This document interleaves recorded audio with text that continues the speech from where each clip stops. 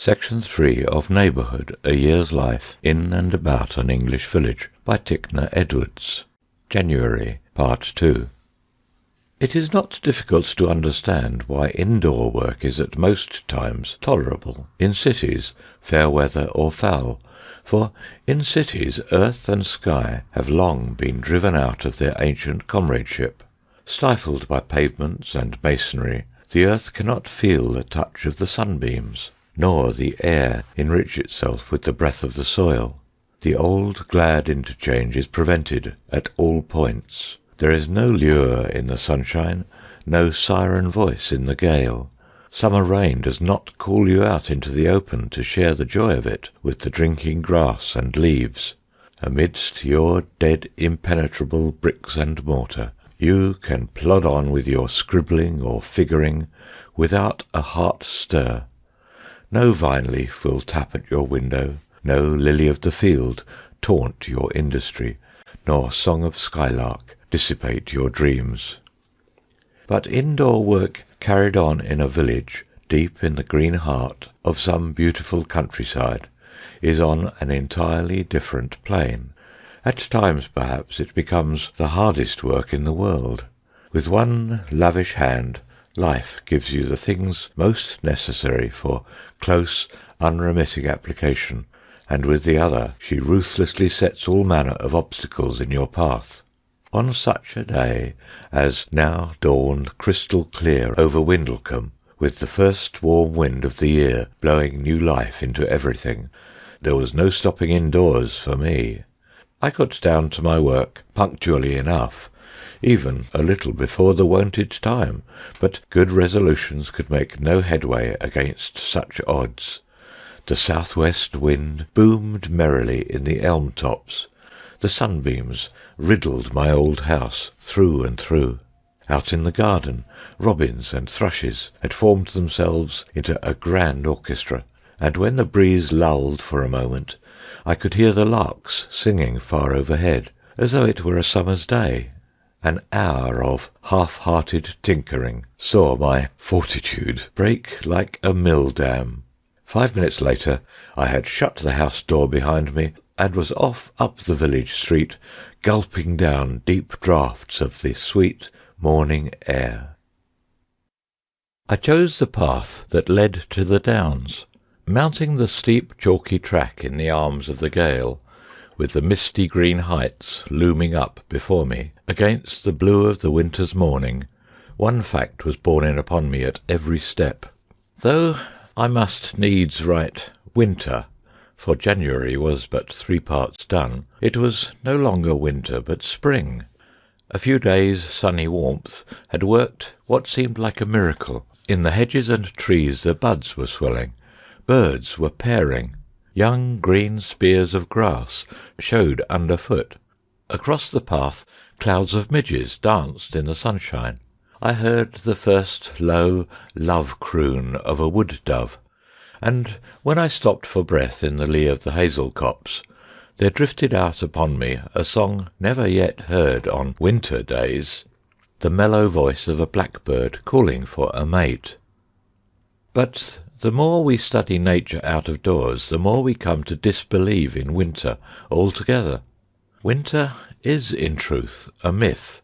From the moment the old year's leaves are down, the earth is in vigorous preparation for the new year's life and growth.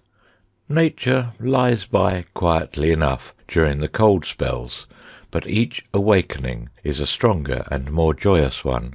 While they last, the long frosts seem to hold all the life of things suspended, yet with every return of the south-west wind it is easy to see that this is not really so.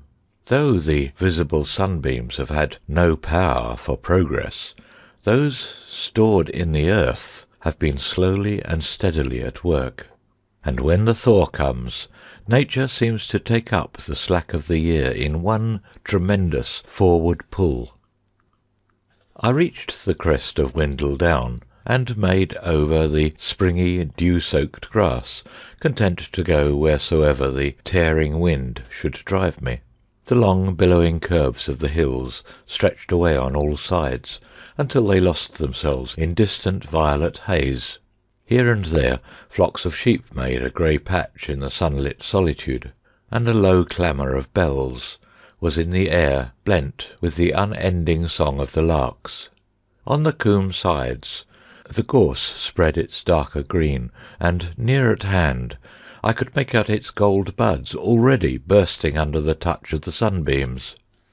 The next hill before me was topped with a ring of fencing, near which stood a solitary figure, clear cut against the tender blue of the north.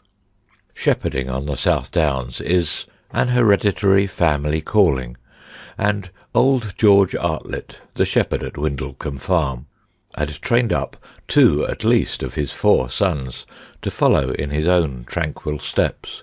In village life, though the essence of neighbourliness is that it must be exercised impartially to one and all, worthy or unworthy, there are ever some about you with whom the daily traffic of genial word and deed comes more aptly than with the rest.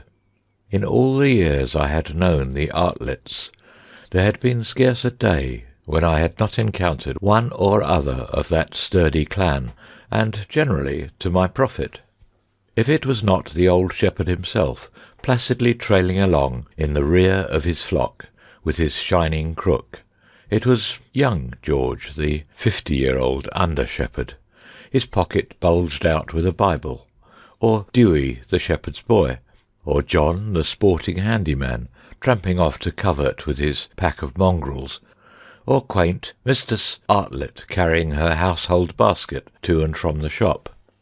Of Tom Artlett, the singing ploughman, as he was called in the neighbouring market town, I got a glimpse sometimes in the early grey of morning, or more often of late afternoon, as he journeyed between home and farm.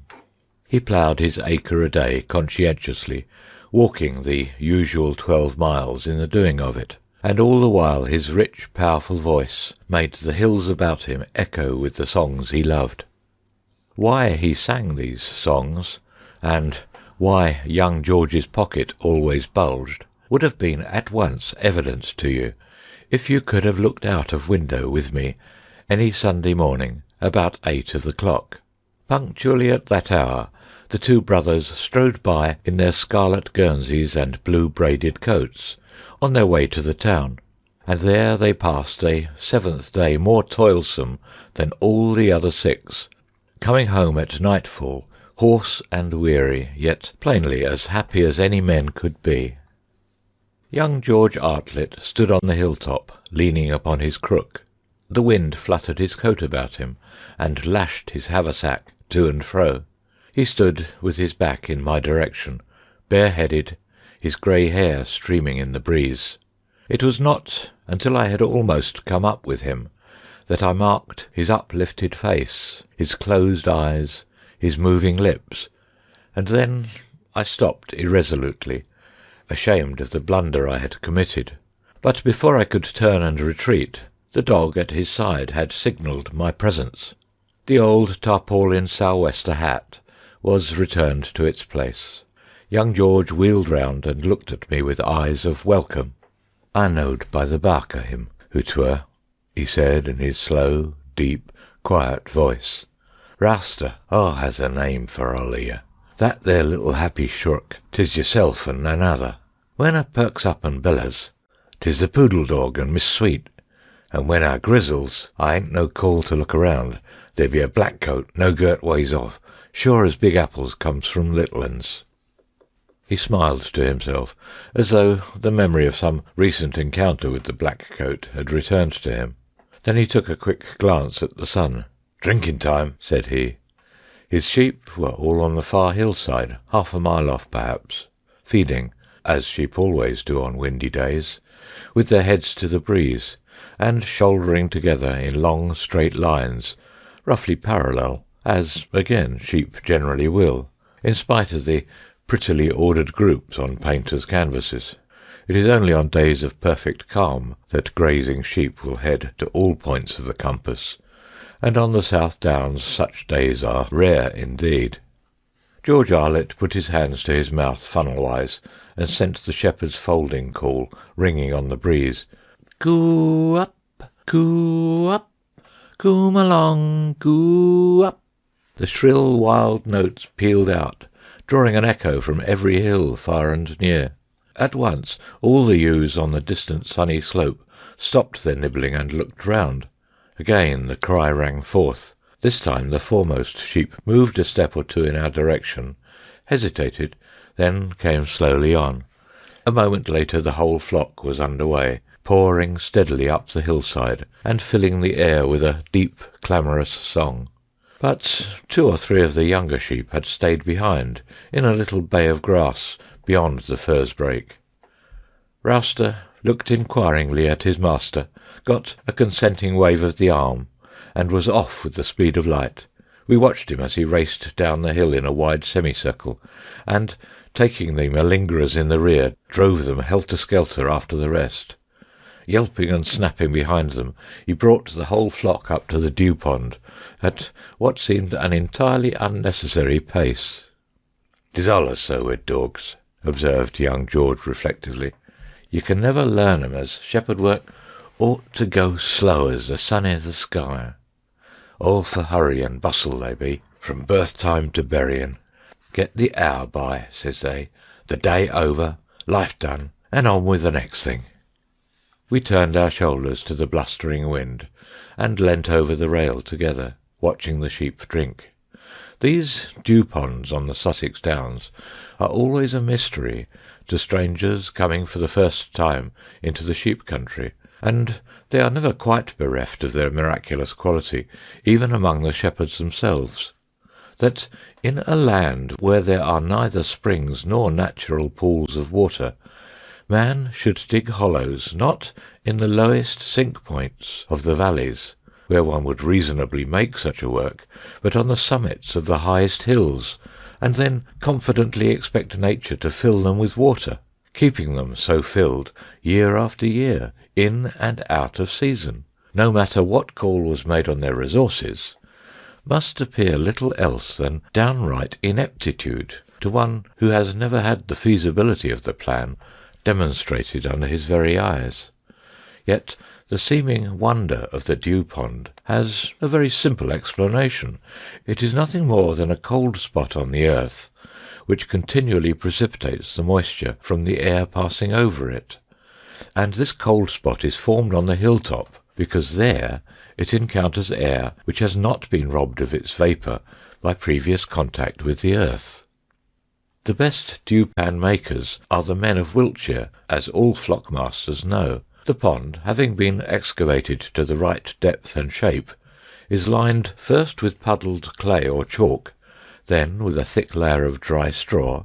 Finally, a further substantial coating of clay is laid and well beaten down. Nothing is needed then but to bring a few cartloads of water to start the pond, and to set a ring fence about it to keep off heavy stock. The action of the straw, in its waterproof double casing, is to intercept the heat radiation of the earth at that particular point, so that the pond cavity and its contents remain colder than the surrounding soil. How the dew pond came to be invented has often been the subject of wondering speculation. No doubt there have been dew pond makers for untold centuries back, but at one time, however far distant, a first discovery of the principle underlying the thing must have been made. Probably the dew pond, in some form or other, had its origin in those remote times when all the high-lying chalklands of southern England were overrun by a dense population. But then, as now, the region must have been waterless, and the people, living there for security's sake, must nevertheless have been constrained to provide themselves with this first daily necessity of all life. We read of the manna given in the wilderness, and the water struck from the rock. These were miracles worked, as miracles ever are, for children. They were grown men, evidently in mind and heart, to whom the dew pond was given. For though the thing in essence was set to shine about their feet wherever men trod, so that none could forbear seeing, Its adaptation to human need was left to man's own labour and thoughtful ingenuity.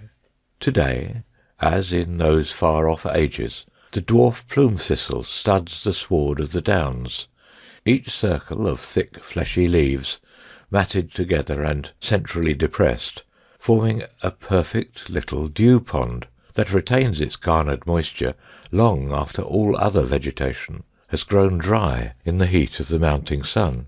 Even if there were no such thing as a dew pond on all the downs today, and every flock must perforce be driven miles, perhaps, down into the valley to be watered, it is inconceivable that no one of prime intelligence, wandering the hills, alive to the need of the thirsty thousands around him, would mark the natural reservoirs of the thistles, reason out the principles they embodied, and straightway set brain and hand to work on the first dew pond, using perchance in earliest experiment the actual thistle leaves for the indispensable heat-retarding layer. I had often talked the matter over with George Artlett, and now we drifted into the old subject, but he was never to be cajoled out of his belief in the miraculous nature of the affair. "Him has sent the fire down to the cold altar," he said, his long arm going up to heaven, and his voice taking on that deep vibratory chime so familiar to Sunday loiterers in Stavisham market-place. "He knows how to send water to faith and a dry pan. Ay, but I ha' seed it coming, many's the time, and the first time I allowed us to a high barn ricks burning. We was going home to fold, and there afore me, right agin the red night sky, I seed a girt toppling cloud of summat as looked like smoke ahint the hill. Says I, 'tis high barn ricks afire, but it warn't. It were jest Goramighty gathering together his dew from the four winds of heaven and pouring it into Master Coles's pond." Part 3. One afternoon, when the month was all but at its end, I came home through the riverside meadows. The sun had just dipped below the misty earth-line. Before me, in the east, the darkness was spreading up the sky, and the larger stars had already shone with something of their nightly lustre. But behind me it was still day. From the horizon upward, and far overhead, the sky was a pale, luminous turquoise, overflecked with cloud of fiery amber, the two colours a perfect harmony of cold and heat. As I trod the narrow field path, facing the dusk, with all that glorious enmity reconciled at my back, I became aware of a mysterious sound somewhere in the chain of tree-girt meadows on ahead. A missel thrush had been singing hard by, but now his clarion had ceased, and this other far-away note forced me suddenly out of my musing. It was not a single song, but a deep, continuous outpouring, a medley of music like the splashing and tumbling of mountain brooks. With every step forward it grew in volume. At last, in a belt of elm trees that bordered one of the farthest fields, I came upon the cause of it, and though I had many times seen vast congregations of starlings, I had never before encountered so huge a company as now met my gaze. The trees stretched across the entire field, and every twig on every branch had its perching songster, the combined effect being as though the tree had suddenly shot out a magic foliage, coal-black against the deepening blue of the sky, heavy and thick as leaves in June. Now the mountain brooks had swollen to Niagaras. The hubbub was literally deafening. I shouted my loudest, hoping to set the gargantuan host to flight, but I could scarce hear my own voice. For a full 10 minutes I stood in that great flood-tide of melody, and all the time fresh detachments of birds were continually arriving to swell the multitude and add their voices to the chorus. At length I saw 2 birds break away from the mass and fly straight off, side by side. Immediately the tumult ceased, and there followed a sound like the long rumbling roll of thunder. The whole concourse had taken wing together, the tree-tops released from their weight, lashing back as though struck by a flaw of wind. Now the army swept over my head. darkening the sky as it went. The thunderous sound grew less and less as the flock made for the distant woods. A moment more, and an uncanny silence had fallen on everything. Then, half a mile away, in the misty dark, I heard the rich, wild voice peal out again, where the starling host had taken up their quarters for the night. Thus it happened every evening for a week after, when they passed on out of the district, and I saw them no more. Probably no single stretch of country could support such incredible numbers for more than a few days together, and they must be for ever trekking onward, leaving behind them a famine-stricken land, and making life all the harder for our own native birds, for there is little doubt that these vast hordes of starlings that sweep the countryside in winter are foreigners in the main. End of section 3. Please subscribe to update new videos. Please share and like if you enjoyed the video. Thanks so much.